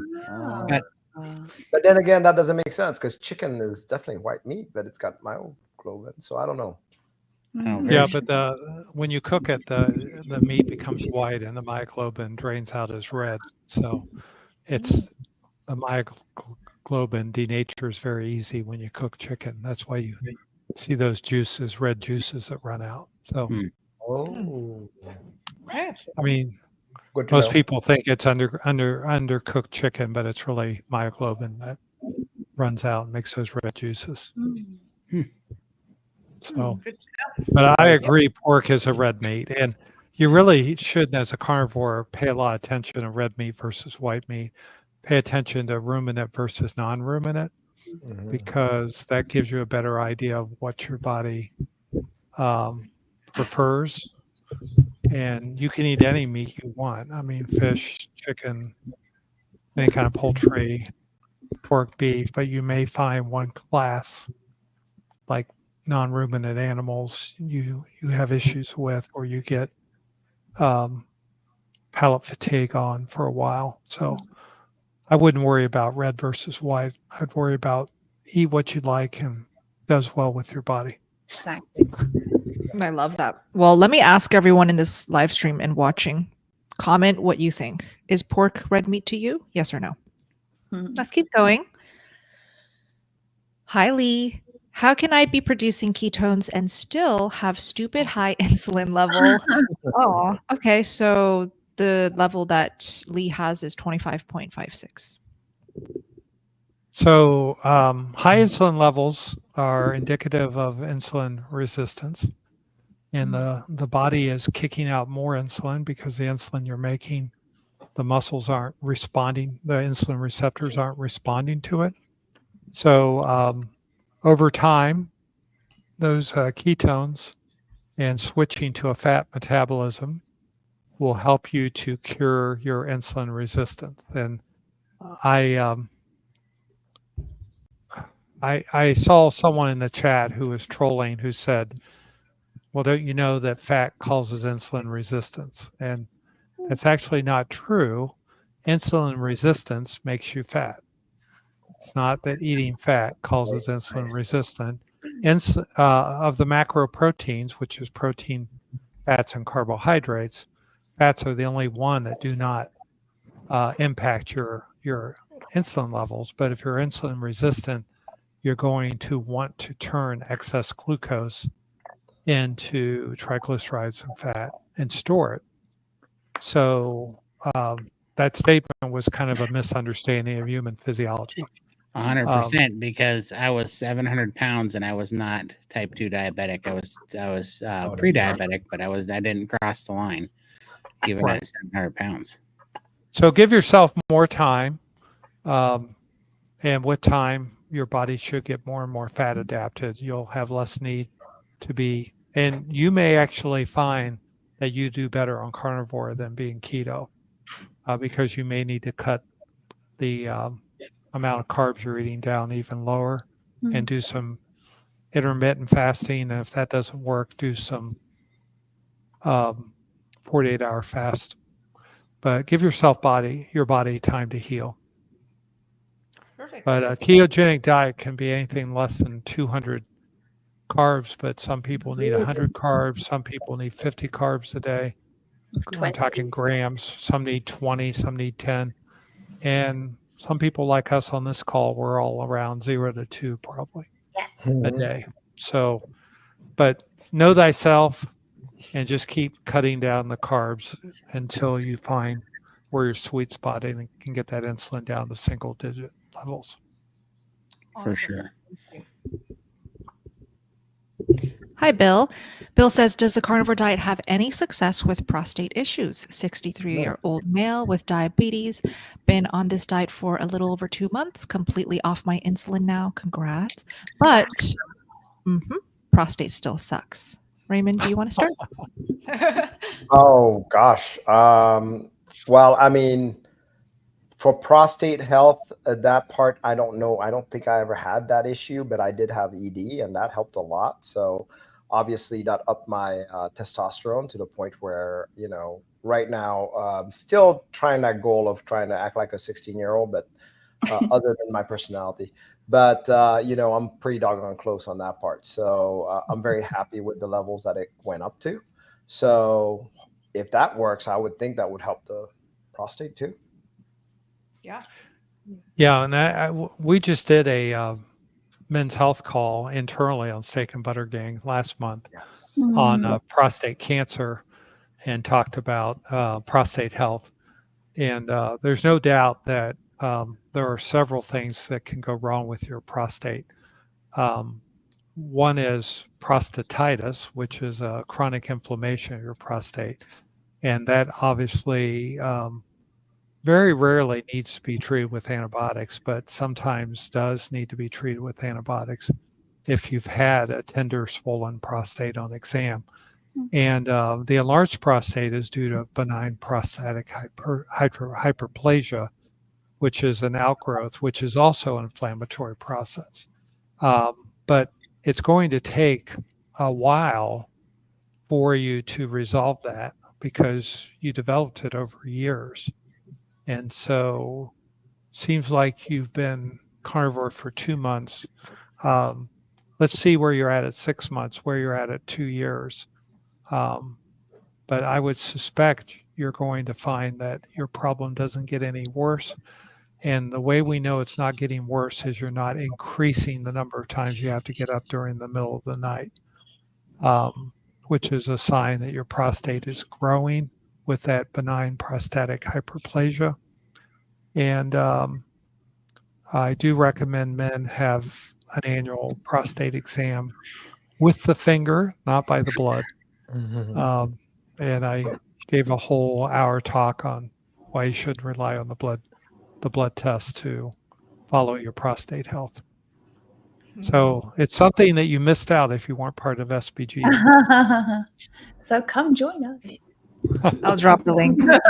Thank you for that. Yeah, no, a lot of people don't know about the Steak and Butter Kink, so it's always open for you guys to join if you want.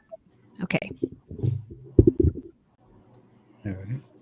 Okay, Lively Linus says, I've been carnivore since 2021, but after I moved in with my boyfriend, I added in coffee and energy drinks, and this issue has been getting worse and worse since I did that.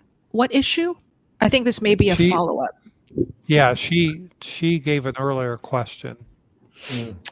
Trying to remember which one it was. Me too. Like the first or second one, so she'd be at the top of the starred. Right. Yeah, they're unstarred now, but I'm going. Hold on. Well, energy drinks are definitely really super bad. But yeah. Well, while Todd does that, just to refresh, let's do Keith. I think we did this, so let's keep going. Adam, is it okay to eat cod livers multiple times a week? Sure. God. Yeah, absolutely. I eat a can every morning when I'm eating. Do you? That much? Wow. Mm-hmm. Wow. Nice. Cod liver is great for you. I have MS symptoms, but doctor says I don't have it. What do I do next? Oh, so like as in the doctor says he didn't diagnose him as having MS? Yeah, I think so. Yeah. Oh, okay. Yeah. Sorry. Yeah. I just found it and I remembered it was the stomach acid question, but we'll get back to that. Oh, that was the stomach acid in the fat. Yeah. Couldn't digest the fat. Yeah. Well, for MS symptoms, that I can help you with this. So to me, what to do next would be if you have the symptoms and your doctor's not saying that you have the symptoms, which is fine. Just try carnivore. See if you have the symptoms. So use the symptoms as your guide. That's what I did. I mean, I used all of my bad symptoms instead of making it like, woe is me. I'm like, hey, this is what I need to watch for. Is it getting better? How much better is it getting? What's going on? Is it getting worse? And that's how I adjusted with my diet. But wouldn't a second opinion be good too? I mean, another doctor? Oh, I didn't think about that. Of course. You're right. Dr. Phil? Well, yeah, there's a lot of things that kind of mimic MS, and it's too numerous to list right here. But I always tell people if they have symptoms that they're worried about, they need to find a doctor who, if they tell you what it isn't, stick with them until they tell you what it is. And if you're concerned that you're high risk for any central nervous system disease, like MS, Parkinsonism, whatever, recognize the fact that most Americans are not getting enough fat and cholesterol in their diet. And you need fat and cholesterol to build healthy neurons. And it's like a factory. Your brain's like a factory. And if you cut off the raw materials coming in, like if the train gets derailed and you can't get trying to make steel and you can't get the limestone and the coal and the iron ore in to your plant, then you're not going to be able to make the steel, right? And those things are called substrates. And fat and cholesterol are very, very important substrates for good brain health. And ever since, as we see, and I'll say Americans, no offense to a deck in the Netherlands because I don't know. But in the United States, we're seeing more and more mental health issues, memory issues, dementias, MS, Parkinsonism, seizure disorders, all kinds of central nervous system stuff, and anxiety. And I think the diet plays a big role in a lot of people because we just see so many people who get benefits from carnivore way of eating within months of starting. And so I would eat fatty meats. And if your doctor says it's not MS, say, thank you. I'm glad to hear that. What is it? Yeah. What do you think it is? Because Good point. it's hard. We can't diagnose you on this call, but be persistent. You know, your health is important, but good nutrition will help you function better. Thank you, Dr. Phil. For Thanks, sure. Raymond. So here was the original question. Oh yeah. Yeah. So she wants to increase stomach acid. Yeah. And saying that the coffee and energy drinks has been making it worse. I believe it. Coffee for sure. Yeah. And energy drink, definitely is worse. Yeah. Sorry. No, you're right. So, any thoughts to help her with the stomach acid? We did talk about this in the beginning of the live stream because somebody else asked it too. And Todd, didn't you talk about the amino acids for it? Amino acids, yep. Yeah. Yep. So we recommend that. What else?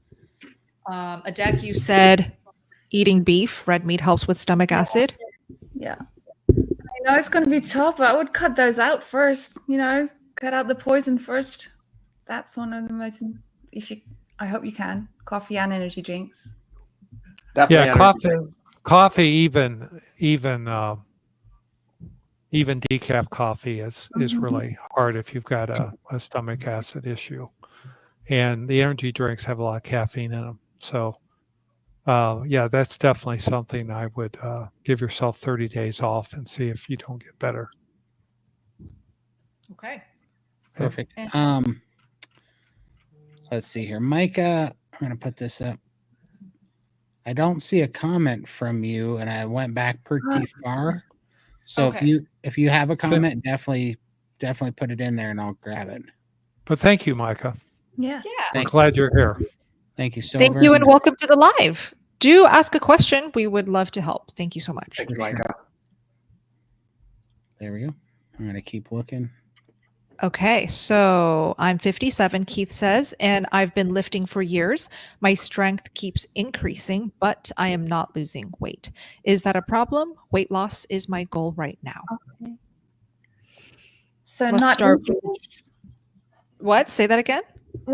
I would love to have, I hope you can change your mindset if that, and to make the weight not your goal, but your inches that goes off. Yeah. And not only that, strength increasing, muscle is going to weigh more. So with your strength increasing and you have a weight loss goal, that one's is it may not work like what you think. So like Adek says, I think looking at the inches on the waist or, taking pictures even. So even if inches don't go off, maybe the bloat goes off and all that good stuff. But I really don't like the scale. As a matter of fact, there is one tip you could do. You could stay off the scale. That's one great tip. That way, at least it promotes less anxiety, which less anxiety, less cortisol, the more chances of actually losing that weight that you want to lose. Yeah. Todd? Yeah. Yeah, I mean, I don't care about the scale anymore at all, to be honest with you, because especially every time I reprime and then go back to fasting, it just reiterates it to me because, like I said, I put on like 40 pounds, but what was crazy was in this last 4 or 5 weeks of priming, I was gaining weight and I was waking up leaner. Like I was like, oh, there's some muscle and some definition I didn't have 2 days ago. It's just the weirdest thing. I can't explain it to you until you watch it. But when there's something about that priming part when your body's just healing up, and especially if you're getting good sleep and you're getting out in the sun, you can watch yourself actually have composition changes like dramatically overnight. It's really weird. And that's happening as I'm gaining weight. So yeah, I just don't even care anymore. I remember, yeah, I love how you said that because of the weight scale. So I remembered my first time when I was tracking weight quite a bit on Carnivore Diet. And then, I'd wake up looking like, wow, I look so good, just like what Todd said. And then I'd weigh myself, and it was just a soul sucker. I just felt my soul just suck. Like, oh my God, I gained weight. What the hell? And I started believing the weight scale more than I did what I saw. Mhm. And that's when I felt, okay, there's something wrong here. I just cannot depend on that weight scale. Can I tell I don't know if it's a funny story, but it's a nice comparison because I used to be vegan and underweight, and I was very light. So here there's a lot of winds where I live. So if I would walk to the shops, I'd be blown away. Actually, literally, I'd be holding onto a to a tree to balance myself. And now I am actually sometimes I'm even smaller than I used to be when I was vegan. But I'm heavy and I'm sturdy on my ground, and I don't get blown away actually anymore. So I'm a bit heavier, much heavier than before, but I don't look at the scale. And I'm just so happy that I can be able to walk to the shops. That's awesome. I'd love to chime in on that. So for sure, Keith, you really shouldn't focus on that number on the scale because, and just like Adek said, I have a vegan diet and vegan experience to compare to as well. And personal experience, I think, is the most powerful thing. You can listen to all the different podcasts with all of the best doctors and all of the most qualified speakers, but they will all end up having different opinions, different advice, different recommendations, different research even. You're never going to know what works for you until you try it yourself. And Dr. Phil looks like he's about to fall asleep. No, I'm nodding. I'm nodding because I agree with you. Oh, okay. I don't want to hold you because I'm not about ready to fall asleep. Okay, good. That's good. I'm glad to hear. So don't focus on the number. Focus on that strength increasing. That's amazing. And I think this is where the photos are, again, very helpful. What's happened with your pant size, your waist, your body composition. Because, and we don't really know how long he's been carnivore, but so we have some unknowns here, but just stick with it. Your body, your strength is increasing. That is good because a normal 57-year-old would say their strength is decreasing. I know, right?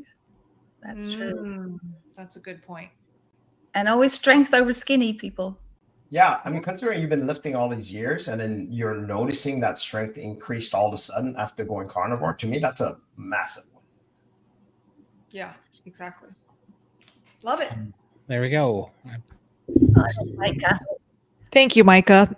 So he or she says, thanks for all you guys do. Please talk about priming and how it's improved your carnivore journeys. Ooh, well, we must start with Raymond.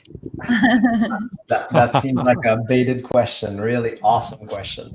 Anyways, priming for me has really improved my journey. When I first started, the way I started is I was looking at all of these carnivore sites, and they're like, hey, one of the mistakes, a lot of everything that I was reading is like, you're under eating. And I was like, I am not making that mistake. And so that's what I did. I ate every single moment I could. And that's where priming got developed. But because, I also did that to write about 700 other clients before I actually formulated the length of time that it would take for most people to get fully primed. And it's not bad, actually. Even now that we're training people, we notice that that's a good average, actually. So, now that we're in the thousands. But anyways, priming has been so beneficial for me. I do that once or twice a year. I go back to it often because I notice that I can deplete myself very easily, even on just doing normal carnivore without fasting, but definitely when I do a fasting cycle for sure. When I'm doing just carnivore and not paying attention to my food, I tend to undereat.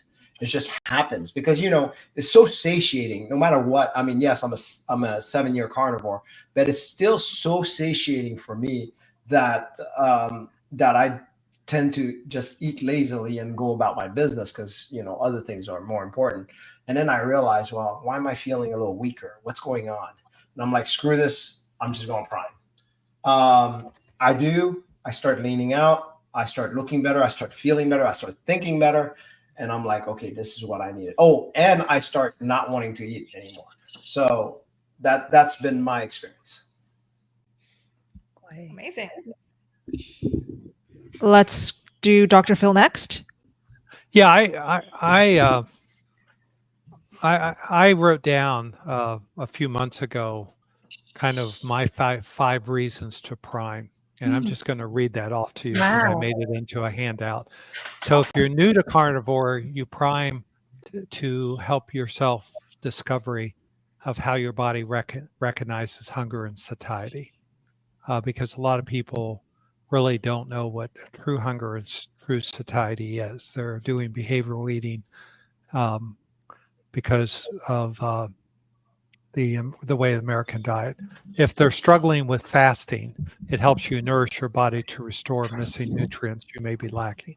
If you're a long-term carnivore, priming, you may find yourself stalled, and priming will help you reset your metabolism. If you're malnourished or underweight, priming helps you fill up your tank with nutrients that are found in beef, chicken, pork, and fish, and not in supplements. And it creates a carnivore foundation because when you're fully nourished, you can do cycles of feasting and fasting and better take on the stress of everyday life.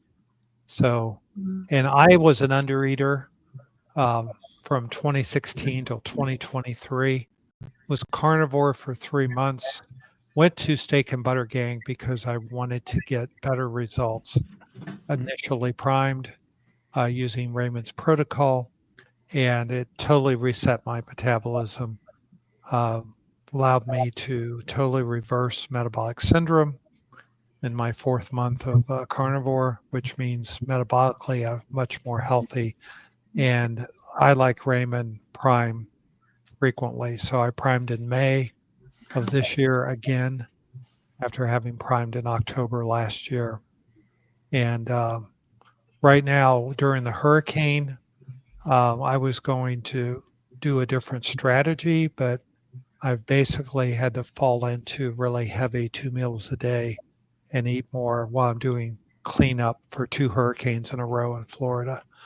And the most interesting thing is I'm 67 years old, and I've not had the normal muscle aches and pains that I would have when I'm spending 5 hours a day cutting down limbs and stuffing lawn bags and carrying fallen branches out to the front of my house, which is about 200 feet. So it's like incredible. So just share my personal experience with it. Amazing. Lindy, you go next. Yeah, well, priming for me, that's what gave me the off switch with food. I find the meat is definitely very satiating. But prior to doing carnivore, I didn't have an off switch. I would eat and I'd be searching for the next meal. I was totally consumed by food 24/7, and that's how I reached 750, 800 pounds, whatever I was ever on the scale. So now I can't prime like everyone else. I do have the lap band, so there is a restriction. So my way of priming is to eat 5 bites every hour. And I just continue to do that for like 3 or 4 days, like a mini prime. And that just, fixes me up. It gives me that off switch, and then I no longer crave food. So priming is what helped me with cravings and just giving me that off switch that I never had before. Wonderful. Yeah. Adek? For me, I think primal was more like a mental thing for me because I was so afraid of eating. I was just so afraid to listen to my hunger signals, and especially joining the gang and just getting permission to eat. That's what's priming for me. Helped me overcome that fear of eating, and just finally listening to my body and not ignoring the hunger signal, because I think Ray and I talked about this lately, that the hunger that we were brought up to think that hunger is a good feeling, that's the way to lose weight. But now I see hunger is, well, I need to eat, and that has changed with priming for sure. I just was a mental battle that I was able to just let go with priming. Yes. Yeah. I recognize we've got some newbies here in the live stream. Welcome, welcome. Getting a bit impatient, saying, "What is priming?"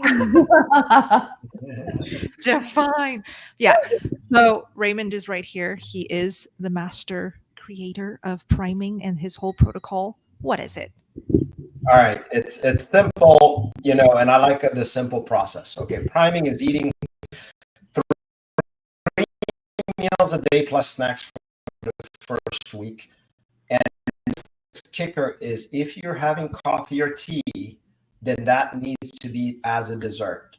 Breakfast is the most important part of priming. You need to start, and all day long you shouldn't feel hunger. That's the ideal. What's going to happen a few days later is that hunger will open up if it hasn't. And we are expecting that to do that, but that doesn't happen all the time. But you push it until that hunger opens up and you're all of a sudden hungry in the morning, meanwhile, versus sometimes you haven't been. So there's a lot more details that I like to discuss. The second week is going down to 3 meals, and I'm just going to rapid fire it. It's feeling hunger, and that's the point you feel hunger. On the last week, you're doing a series of 23. Well, you